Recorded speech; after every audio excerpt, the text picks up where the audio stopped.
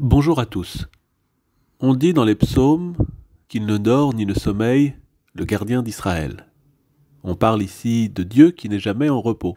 Mais on pourrait dire la même chose de ces créatures, de nous, l'humanité. C'est un des enseignements de la paracha Vayeshev que nous lisons cette semaine. Puisqu'en effet, la paracha s'ouvre avec l'idée que Jacob s'installe ou se réinstalle dans le pays où avaient résidé ses pères. Mais très rapidement, le cours des événements vient troubler sa nouvelle vie. Et le retour au pays n'est pas synonyme de repos. Puisque, dès le second verset de la paracha, il est question de la descendance de Jacob et des troubles qui vont naître chez ses fils. Il est évidemment ici question de Joseph, qui, à partir de Vayeshev, la paracha de cette semaine, et ce jusqu'à Vayechi, à la fin du livre de la Genèse, sera le héros d'un texte qui peut se lire comme le roman de Joseph. En parlant de lui, la Torah nous dit, au sein d'un même verset, qu'il avait 17 ans, et nous reprécise qu'il était un jeune homme. Il a 17 ans, et il est un jeune homme. Pourquoi cette répétition? On peut imaginer qu'à l'époque où se déroulent les faits, une personne de 17 ans était considérée comme adulte. Et le fait d'insister sur la jeunesse de Joseph nous dit qu'il n'était peut-être pas si mature que cela. Sa jeunesse est mentionnée au moment où il est question de sa fréquentation des enfants, des concubines de son père. Et on peut imaginer que rappeler cela insiste, souligne sur la dimension enfantine de leur relation. On peut comprendre la chose différemment avec la lecture d'un grand maître de la tradition chassidique, le rabbi Aaron de Karlin, qui interprète ce verset à la lumière de deux versets tirés des livres des psaumes.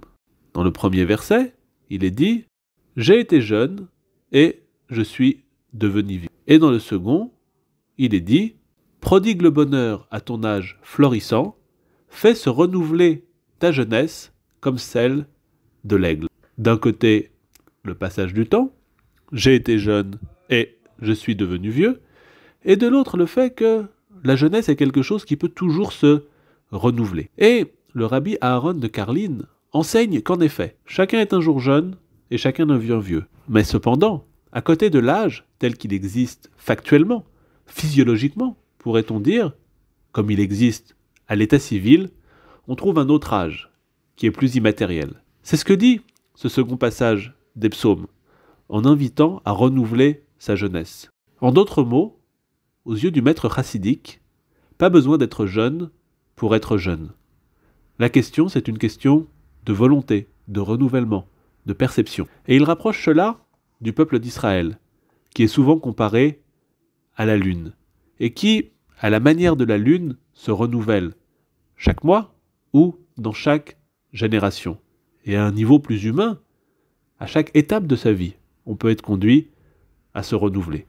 Pour Aaron de Karlin, chacun a cette possibilité de se renouveler, et l'idée de la jeunesse de Joseph, ici, c'est l'idée d'une jeunesse qu'il a à ses 17 ans, mais qui doit l'accompagner, et qui doit nous accompagner jusqu'à notre dernier jour, en étant capable de nous renouveler, d'avoir notre âge physique, celui de l'état civil, mais aussi l'âge que l'on se donne par ses projets, par ses ambitions.